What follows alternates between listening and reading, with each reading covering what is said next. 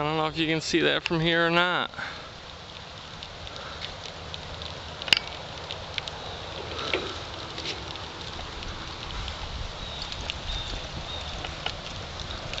There's little rings.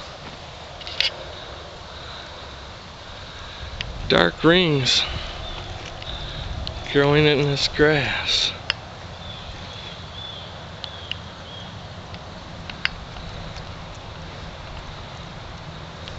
Oh, there's a really good example right there.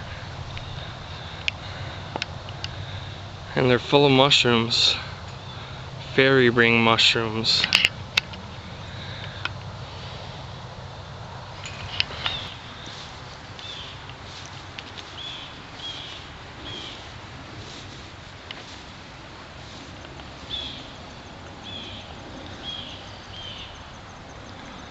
Other mushrooms will make fairy rings too, but this happens to be the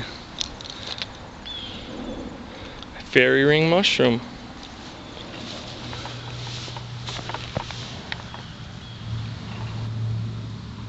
And in case you're unsure, it's an excellent edible.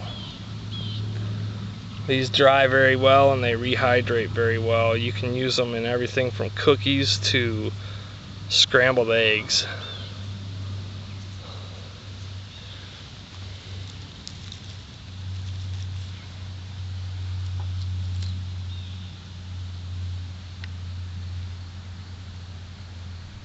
Ew, and they're bug eating. That's the first time I found a bug eating fairy ring mushroom. And that's a big one right there.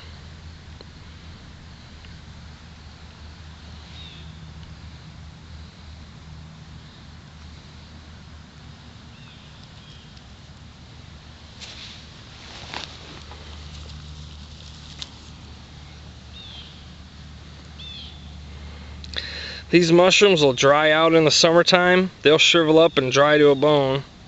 And as soon as it rains, they'll puff right back up and start growing again. White spore print. Gills that are somewhat spread out.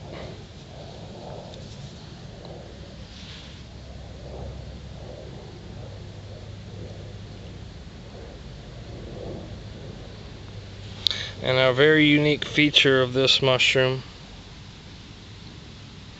is little vein-like structures on the edges of the gills out here. You don't notice it on all of them.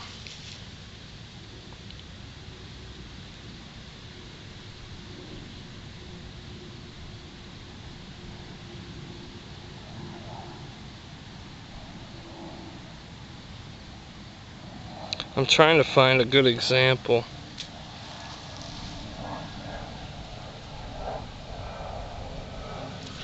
No, but I can't.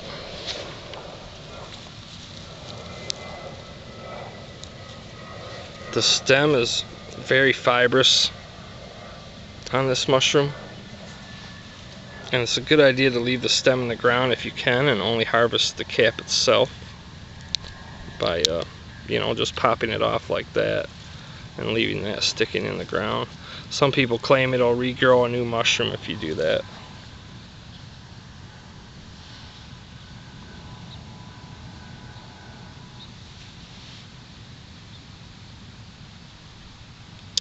Marasmius oreates, the fairy ring mushroom. You can find these growing from really spring through late fall, right up, as soon as it stops freezing until it starts freezing again. You have a possibility to find them once the ground is unthawed. But it is a mushroom you got to be careful with, because there are poisonous lookalikes that grow right in with it.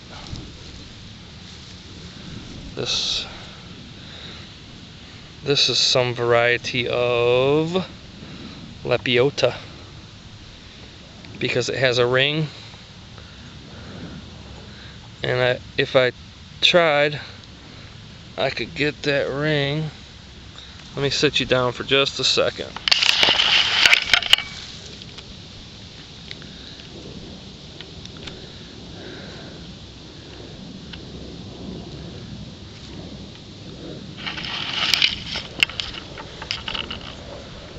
The ring on a lot of the Lepiotas will move up and down the stem. I tore this one trying to get it separated. But there are edible and poisonous Lepiotas. You gotta watch out. I mean, here's another little brown mushroom.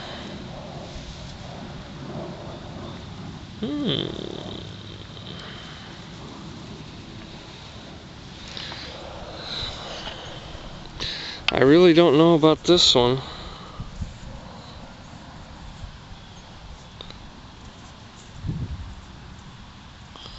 This may be a, I don't even know how to pronounce it, Satharella species, possibly. I'm not even sure. But the reality is I really don't need to know what this mushroom is. All I need to know is that it's not what I'm looking for.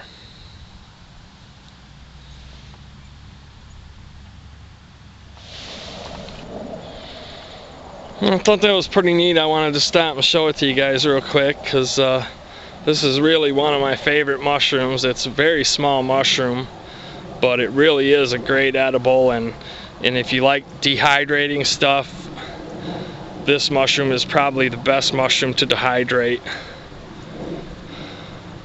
And it just has a really good mild, maybe kind of a mild, nutty, meaty kind of flavor. Pretty good. Not really strong flavor, but just a good, yummy mushroom. Good for using in breakfast type dishes, and I've even seen them make some type of sugar cookie or something with it as well. Fairy ring marasmius cookies, I think they call them, or fairy ring mushroom cookies. I'm sure you can find a recipe for it online. But they're pretty easy to spot. You just go out in the grassy areas and look for these dark green fairy rings, and once you spot those, you know, just keep coming back until you find the mushrooms there and check them out. Make sure they're the fairy ring mushroom that you're looking for, because right here's a fairy ring mushroom. I don't know if you can make it out, but these are growing in a ring, and they're about the same size as the marasmius aureates that I showed you, but they're definitely not it. They don't have that veiny like gills around the edge, and these gills run down the stem. The cap is the wrong color, it's the wrong shape. The gills are too close together on this mushroom. The stem is not fibrous like I showed you. I mean, there's so many differences between this mushroom and the fairy ring, which is growing right next to it.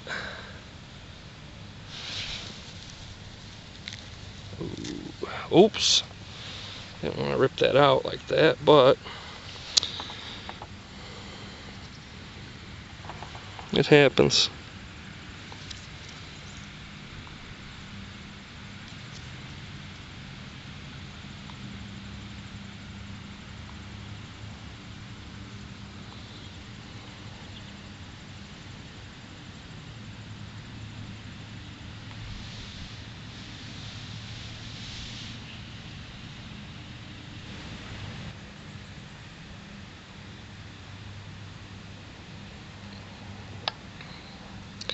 Fairly unmistakable mushroom if you know what you're looking for and if you pay attention. The gills are not attached to the stem on this mushroom.